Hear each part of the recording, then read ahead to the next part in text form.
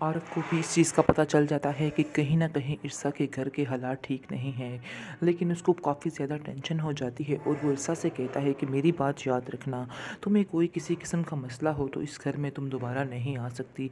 तुम अपनी सारी किश्तियाँ जला कर गई हो, ये अपने ज़हन में बिठा के रखना।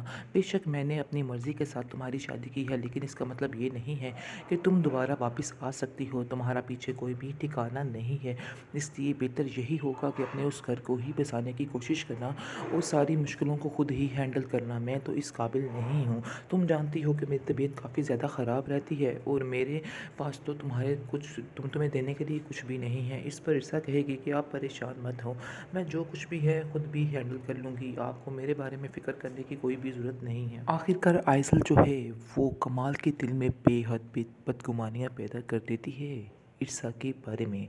लेकिन इर्सा जो है बिल्कुल सच बोल रही है, उसके दिल में ऐसा कोई भी मैल नहीं है, क्योंकि अगर वो चाहती तो वो जमशेद से शादी तो कर ही सकती थी।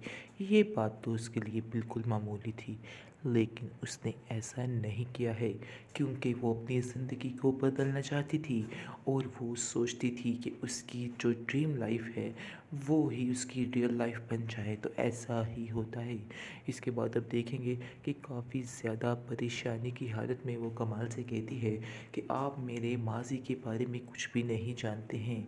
मैंने अपनी ज़िंदगी बहुत ही मुश्किलात में गुजारी है, लेकिन मैंने सच्चे दिल से इस रिश्ते को निभाने की कोशिश भी की है। इस बात का आपको बिल्कुल भी अंदाज़ा नहीं है।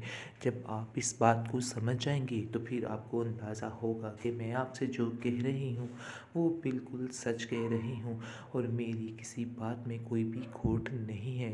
जिस पर आप देखेंगे कि कमल खामोश हो जाएगा और उसको समझ नहीं आएगी कि आखिर हकीकत क्या है, क्योंकि उसका दिल इस बात को मानने के लिए राज़ी नहीं हो रहा है कि इर्सा कहीं पर गलत है।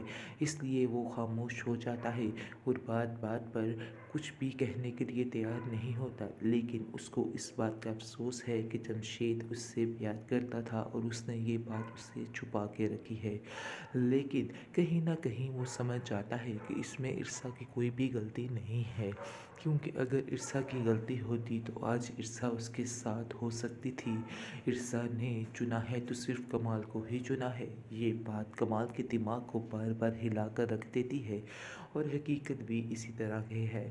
आप देखेंगे कि जो कमाल है वो पहले तो काफ़ी ज़्यादा डिस्टर्ब होता है, लेकिन उसके बाद उसकी दादी जान यानी कि फूफो जान आ जाती हैं, आइज़ल की दादी जान आ जाती हैं और जैसे ही वो ये सारा माजरा सुनती हैं तो काफ़ी ज़्यादा परेशान होती हैं और कहती हैं कि बेटा तुम किन चक्करों में पड़ चुके हो, तुम्हें समझ नहीं आ रही है कि ये लड़की तुम्हारे लायक ही है, क्योंकि मैं जानती हूँ कि इस लड़की में कोई भी खोट कोई भी बनावट नहीं है।